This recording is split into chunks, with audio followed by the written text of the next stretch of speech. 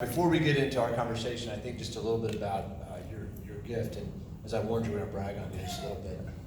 But Mr. Taylor's making a $1.5 million gift to the university, which is going to go towards some really great areas of need. And a couple of these big pieces of the gift. So $750,000 to the Sweat Center, which is the biggest gift ever for this center, which I think is just incredible.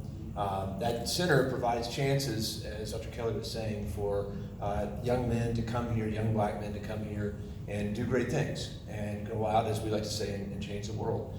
And on this campus that has not always been known as a place that is either welcoming to black students or to black young men, or a place where they are known to come out and thrive, I think it's really important that your gift is going to help more students see their place here, find a sense of community, and go on to do incredible things. The second part of the gift goes to something we call the Texas Advanced Commitment. And this is something that the university has done that says that any family where their family income is $65,000 a year or less will have no more tuition need. So any gaps that are remaining, we fill in. And then there's a level of support up to $125,000 a year in family income. But as you all appreciate now, knowing the great story that is happening in Austin, tuition often is not enough. We need to help beyond that. Cost of living for many of our students is even more than the tuition bill. Plus, that range of $65,000 doesn't always satisfy all the needs. So with Martin's gift, it's going to be a chance for us to offer, we hope, even more than tuition to some families, and also give more middle-class families some needed help. So just a couple of things on this I think it's important to talk about. The real broad theme you'll sense here from Martin's gift, I'll give you a chance to talk about it, but it's a chance to support students from backgrounds who haven't always had that kind of support. And students who have incredible talent, passion, and ability to learn and to do great things, and we're able to make it happen. And we know from what we've seen so far that if we take these students that come and support them and enable them to do good things, then they can be incredibly successful and compete and go out and do great things. But I also think there's a part that's important as a signal of not only your commitment, but the commitment of people like you to help, and the commitment of our university to help our students be positioned. So I've probably rambled enough, but we are in the talent business and trying to get more talent to come to the university, and you're going to help make more of that possible and watch them go out and change the world. So how about a round of applause from all?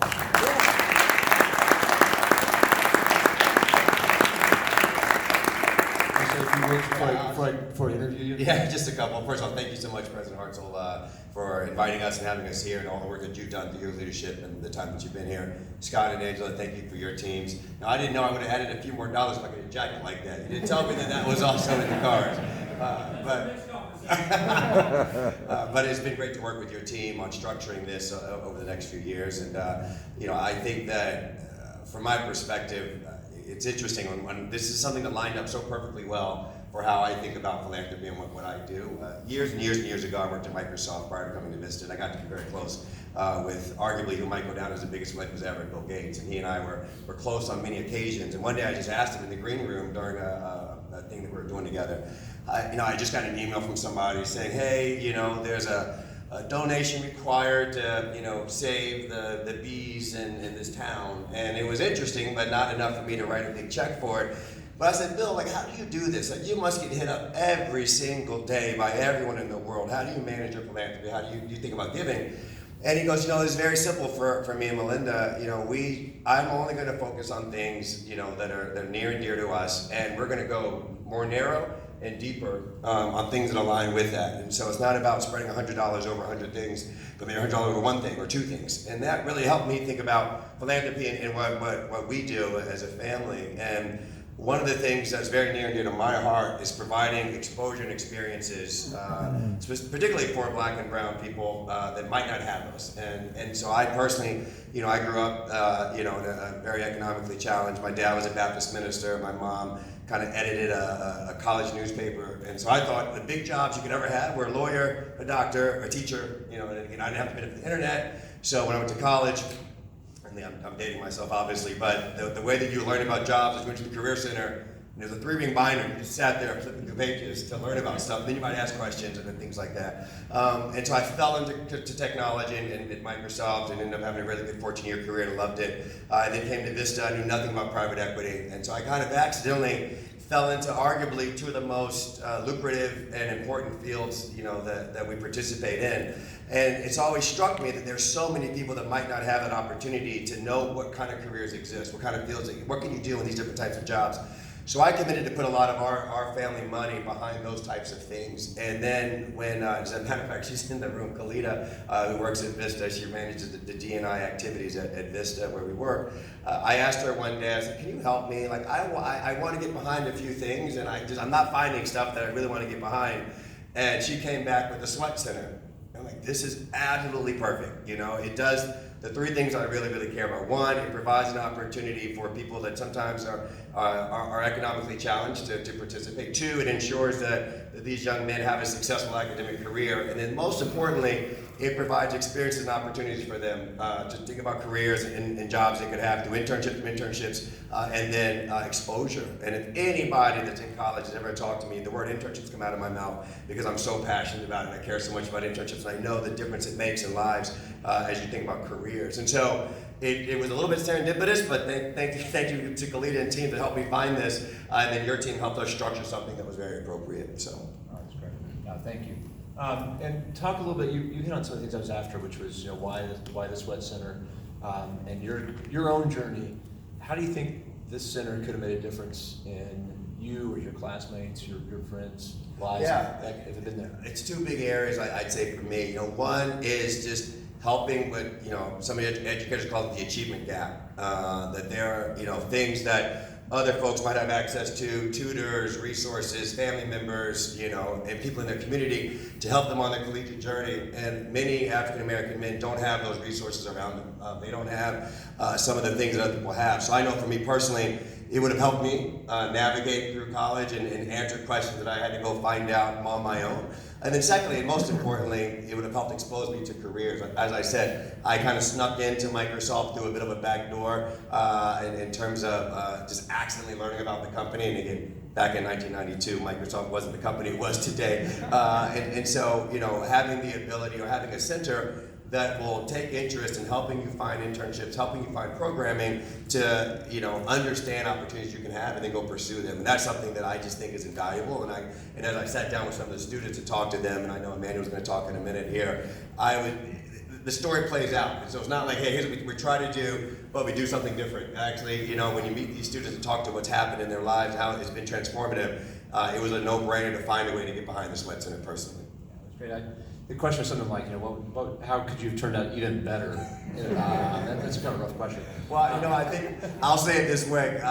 There's always room for improvement, obviously, but I think the journey would not have been as difficult as it was. I would have had more support on the journey. I'll say it that way. That makes sense. And we like to dream big. And what are your dreams for this, or for what somebody who might come on and provide further support later? What's the center look like in a few years if we wake up and think, wow, it really is going well? Yeah, no, so I'm big on expansion and scale, and so my hope is that, when we look back 4 or 5 years from now, that maybe 3 things have happened. 1, that there are more students that are touched and affected by the great work of the Sweat Center. That by itself would be a great accomplishment, but that's 1. 2, the spaces where I feel lack diversity, but need diversity for the benefit of it. Then secondly, where diverse people need to be because of the opportunity. If we have more students going into technology and financial services, that's a huge win, And then personally, it's not just a check I'm writing, but I'm also hoping to commit some time to the Sweat Center and different initiatives and use the Vista platform. We own multiple software companies. We're very involved in the ecosystem. And I've got a lot of friends and coworkers and partners that are also in that space. And for me, if we can get more African Americans in those fields, I think that we've done a good job. Yeah, and you're part of the community, been very gracious to get involved with UT. Maybe talk a little bit about your involvement with UT broadly and your role in the community and how you think about that. So I didn't go here, obviously. When I moved here, I realized that, UT is equivalent of a professional football team or basketball team in most cities from a sports perspective. And so you get drafted, you get pulled in just because you go to the bank tellers, they're all wearing burnt orange shirts and everywhere you go. And so it's very easy to get pulled into which is great. It's a very good thing. And then then I realized that there was not a great connection to the work that we were doing at Vista and the university. And so I reached out to your predecessor. And we had dinner, we began to do some work, and then Ken, who's also here, Ken D'Angelo, he pulled me in to the Presidential Advisory Board that I'm on with the team and you, and we really began to realize that there's a big opportunity to engage the university with local businesses and business leaders more aggressively than it has been in the past because the business community grew up so fast. And so for me, once I realized that this is going to be home, then how can I be part of it? How can I get involved? Because it's very important that our family is participatory in our community. That's just a big thing that we care about. And so it was a bit of a no-brainer once I found the right thing to plug into, and which turned out to be the Sweat Center. And we talked about, we've got these great students we're trying to help them figure out what they might want to do afterwards. You're sitting on the Vista side now. Why is having a talented, diverse team important for Vista? What if you're on the side you're on most of the day, right? Where you're trying to think about who to hire. What are you thinking about? It's interesting. You go look at the stats, and I think the large platform tech companies are probably 3, 4, maybe 5%, diverse. And then if you get to the senior ranks or technical ranks, those numbers come down a little bit. You go look at the other world I play in, which is financial services, where there's massive amount of opportunity and wealth being generated. I think there's like 2% of the venture capital firms are African American, at best. And I'm sure the number of capital going their way is even smaller. And so, I see the benefit of having a diverse employee population. As a matter of fact, coming here, I was a bit late, or almost late, because I was on a board call, where one of my companies was like, well, we're trying to figure this out, so we're not going to have any goals this year until we know what our goals should be. And I was like, no, here's what we're going to do. Just do better. How about that for a goal, And so just go add up all the black people in your company now. Let's just hire one more before the year's out. Just do better, But I work hard to try to get our companies to think more about diversity simply because I've seen firsthand the benefit of having a diverse employee population, a diverse leadership team at the business side. And then from a personal perspective, I see the opportunity that being in technology affords people that might not have had that opportunity. And so I want to make sure both happens. Yeah. I've noticed, I've talked to alumni and talk about why'd you go do X? Right? And a lot of it is, well, that's what I saw in my own community. That's right. And you need to see examples of what's possible, right? And realize that. So I think for our students to see people like you realize I can, whatever private equity venture capital is, I guess I can do that too. Right, yeah, right? It's a good thing. And that's the thing, there's a whole saying, you can't be them unless you can see them, and so providing, a lot of these African American men the opportunity to go to Wall Street, with the tour that happens here, to go to Silicon Valley. I might add one more stop to your trip. We can talk about that a little bit later. But in order to see people that look like them, in senior decision-making roles, and helping, hopefully also benefiting and helping their community as well, that has hopefully a trickle-down effect where they come home saying, okay, hey, I saw a guy doing this, I saw a woman doing that, I want to do that too. But you have to see somebody up there a lot of times, you can even do it. Yeah, I agree. That's part of why we're trying to do better about hiring more diverse faculty, right? See people that they can be a professor too. Not that they want to be. I think your job's a lot cooler than my job. I think. So I think Emmanuel, you're going to come up and join us up here. I think you've got some to sit. How about a round?